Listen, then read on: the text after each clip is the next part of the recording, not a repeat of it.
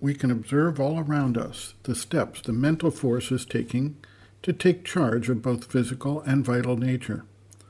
While much of this takes place through the development of technological tools, it is nevertheless an achievement of the mind that makes these things possible.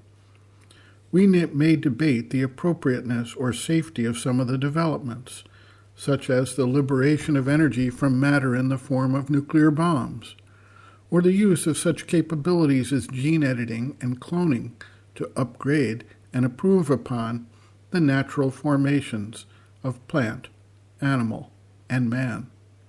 Yet, even if we debate the suitability of these steps, we cannot deny that mind is reaching out to gain mastery over nature. What is less visible and much less understood are the capacities of the mind and the mental force to act upon physical and vital nature directly, without developing technological tools to do so. Yet in this realm, modern science is beginning to explore areas that in the past have been the province of rishis, sages, and yogins, namely, the understanding of the full capabilities of the entire human instrument, body, life, mind, and our spiritual nature. Central to this quest is the development of the yogic trance, samadhi, which allows the seeker to explore inner space and begin to both know and experience states of awareness not usually recognized by the external mental consciousness. The rishis, through use of the hidden capacities of the human consciousness, were able to tap into a wider domain of consciousness and thereby understand and describe things which were long held to be fantasy, but are now understood to actually describe principles and processes of the manifested universe.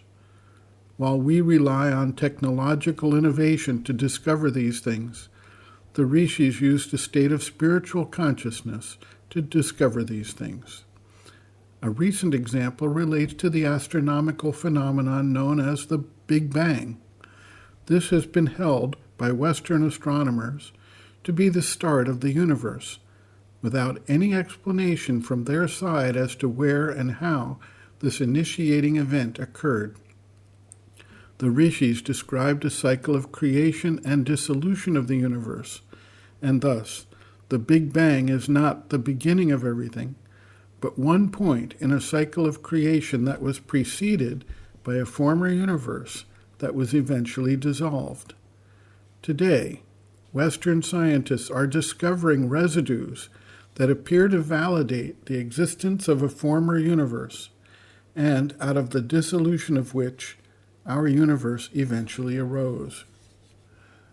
Sri Aurobindo writes in his epic poem Savitri, a Legend and a Symbol, quote, "Mind is a mediator divinity. Its powers can undo all nature's work. Mind can suspend or change Earth's concrete law. A franchise from Earth habit's drowsy seal, the leaden grip of matter it can break. Indifferent to the angry stare of death, it can immortalize a moment's work.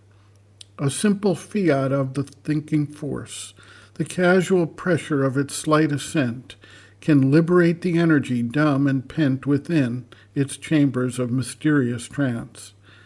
It makes the body sleep, a puissant arm, holds still the breath, the beatings of the heart, while the unseen is found, the impossible done, communicates without means the unspoken thought.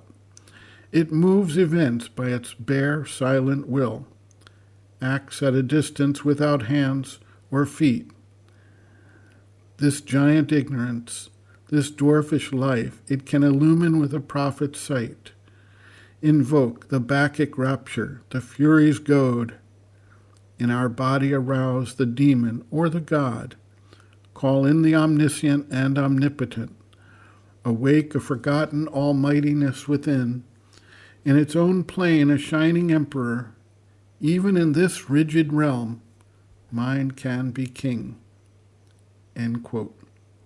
Reference, Sri Aurobindo and the Mother, Powers Within, Chapter 18, Mind, pages 141 to 142.